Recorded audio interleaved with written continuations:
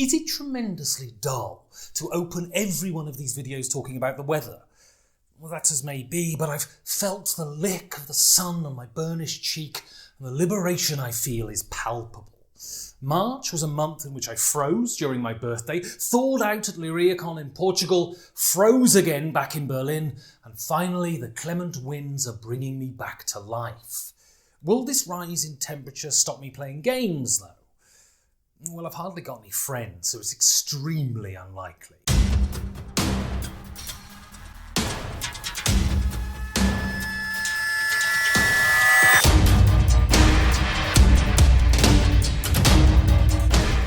The feast that is Liriacon at the end of the month somewhat ameliorates the fact that on the 10th of March each year, I'm reminded how bloody old I am. I'm like one of those make-me-old filters you get on your phone, but, you know, real. Liriacon is still the best convention of the year, and it's such a joy to go there. There'll be a video about it when I get round to writing the bloody thing. As a result, I did a lot of gaming at the arse end of the month when I didn't really do loads at the beginning.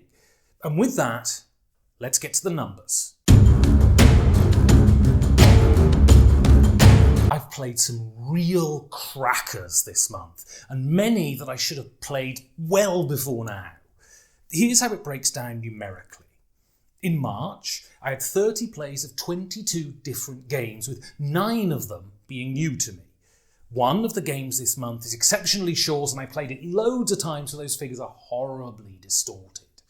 I played 10 days out of the month, which works out to roughly 3 times a week. One of the games I played will probably be my game of the year, and another is the most underrated game in the whole hobby.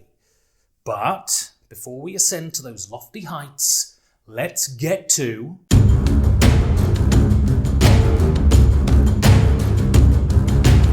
This is actually a cheat. I really played this at the beginning of this month, but I have to talk about Klaus Teuber. Playing Settlers recently made me realise that there is no riddle to its success. It's a game that compels the players to talk to each other. It's constructed to keep the players fully engaged during the whole round, and how revolutionary that must seem to those unfamiliar with the world of board games. Yet, the rolling of those 2 dice is delightfully familiar, a trope so entwined with games that it's become instinctive. Settlers is a bridge between those commercial board games of childhood and the hobby as it is today, and many have crossed that bridge. It's true that it's nowhere near the acme of what the hobby has to offer. There are many of its contemporaries even that feel fresher and have survived better, but in so many ways, Settlers of Catan is responsible for the hobby today, for its proliferation. Without Settlers, this hobby looks very different and is probably much smaller and much less diverse. Klaus Teuber has created so many gamers, and because of that, his legacy is incalculable. I feel very thankful for Settlers of Catan, even if I don't envisage playing it much in the future. Another oldish one, but this has held up remarkably well. It is a beautifully wrought 2-player worker placement game, and it's astonishing that it really works. I love the fact that for all of the gentle art, it has real teeth. A little forward planning can give you the unalloyed joy of pulling off a turn that benefits you and totally screws your opponent. Classics have this wonderful dichotomy of feeling old but incredibly fresh at the same time. They are like a new radical idea coming out of the mouth of a venerable sage. Targi is like this.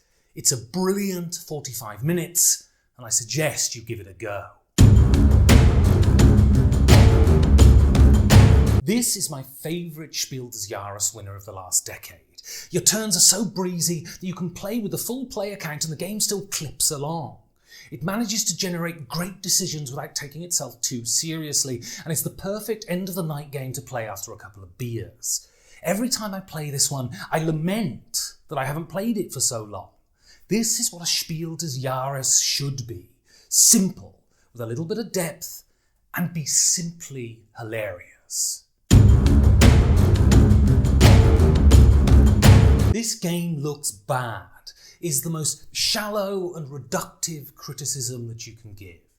Sure, Yspahan doesn't look great, but it deploys its stripped-back rule set brilliantly. Asmodee has killed Istari Games, which is a real tragedy, because they produced so many glorious mid-weight Euros, and Yspahan fits perfectly into their catalogue. There is challenge, strategy chance, and just the right amount of meanness, an ingredient that seems to get left out of recent games. Knowing when to go on the attack is vital. I played this game twice in March, and both plays were completely different. That is the mark of quality design.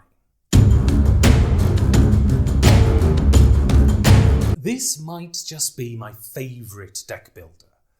Star Realms just does it so well. It's a game that is just so intuitive, simple and open. It lets you experiment with your deck building, and games are so short that if you end up going down a cul-de-sac, you can shuffle the cards and try again. Yes, it's wonky and sometimes games are incredibly one-sided, but it's never dull and never frustrating. I question the motivations of the company in changing their name, but you can't get past how spectacularly put together this game is. I haven't played it in years, and 2 turns in, I regretted that. This one is great. This is in the honourable mentions because I didn't consider it seemly to put 2 games about the dawn of the automotive age in my top 5. Matthias Kramer is one of the best designers out there, and this game is as solid a Euro game as you could wish for. His rondel is brilliant, and the desire to leap forward to get to the good stuff is the marshmallow experiment in game form. You can go in multiple directions, but the game always feels tight and well engineered, and most importantly, there's not too much here. There is a restraint in the design that is so absent from Euro games that focus their design on crowdfunding dollars. It's criminal that this one isn't more well known. There is no game in the modern hobby that is more underrated than this. There are a ton of extenuating circumstances, though. The publisher was in the process of falling apart when it came out. It's based on an internet gag, but there is one very clear reason why the game didn't catch fire. Usability. It's just so bloody fiddly. The cards are too small, the symbols are microscopic, and the card actions can be opaque. I understand why this didn't make a bigger splash, but what a tragedy. This game is a true event that plays in 90 minutes. It has the strategy of a Euro, the chance of the Ameritrash, and the raucousness of a party game. It's deep but easy to grasp. It's a serious game that is hilarious to play. It takes one central idea and executes it perfectly. This game is the best trading game out there, and I hope, with all my blackened heart, that someone reprints it. I love how Richard Garfield doesn't give a shit about balance. I love how he shoves fun into the centre of his designs. Sure, he cribbed much of the Great Dalmuti from a classic card game, but it was this one that he chose to crib from, and that tells you all you need to know about what he thinks about games. I love that there are no catch-up mechanics here, just the delightful chance of the deal of a card that can result in you leaping from the top to the bottom in a single hand. I love what the game says about the structure of human-made hierarchies and that equality will never be our goal.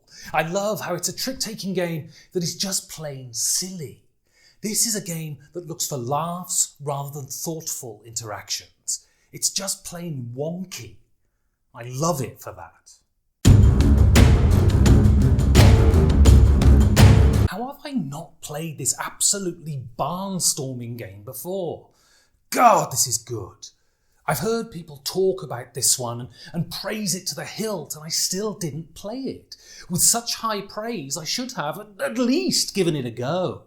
This game is just fantastic. From such simple rules, an addictive dynamic emerges. You see what people have in front of them, but you give them more of what they want because you need to take what they're offering. It is a game of struggling to fulfill your needs. From the first turn, I was completely blown away. More and more, I'm beguiled by this kind of ruthless simplicity. This game is 25 years old and it still has the ability to entrance a cynical old bastard like me.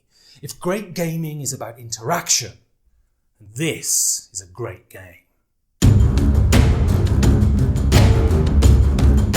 Bloody Rainer Knizia. He has such a grasp on ludological communication, such a grasp on the motivations of his fellow human beings, and such a grasp on what is tense and exciting. Bloody Rainer Knizia, bloody samurai, bloody hell it's good. Now, it may look bland and there's no doubt it's an abstract game, but the distribution of pieces, the limitation of action tiles, and the sheer tactical brilliance of this is incredible. I played this one exhausted about 8 years ago and it didn't really make a dent, but when I played it again at Lyriacon, I was stunned by how elegant it was. When Knizia is on his game, there is no one better, and this is Knizia at his best. I love this and highly recommend it, and if you hate it, well, it's only half an hour long. Bloody Rainer Knizia, eh? Someone is going to have to do something very bloody special to prevent this game from becoming my game of the year. The Splotter guys are simply the most unique designers out there, and Horseless Carriage is as engaging as it is unique, and believe me when I tell you that you'll never play anything like it. It's heavy, though the rules are really very simple. It's unforgiving, but it keeps you gripped through every turn. It's long, but never outstays its welcome, and it does things completely out of my ken. It's games like this that stop me from trying to design a game myself. It's so clever, so original, touched with so much genius that I look at it and realise that I should leave the whole design business to those that know what they're doing. Saying that, this isn't my favourite Splotter game, but it is knee-tremblingly great. Also, I couldn't give a shit about these complaints based on how it looks. After 5 minutes, the looks fade away and the faultless mechanics jump to the fore. This is what great games do. To dispense with a game like this with such petty considerations as the desire to have some tartrazine art that would be more at home on a kid's book is just nonsensical. Saying that, though, the game does look great, exactly in keeping with the era it's trying to convey. It's like criticising King Lear because it's printed on shitty paper. It's an argument that is completely puerile. Every Splotter release is an event, and this is a top-tier one. So those are my games for March. Tell me what you played down below. Oh, and there'll be a link below on how you can vote for the podcast for the upcoming Golden Geek Awards. Thank you for watching, and I'll see you next time.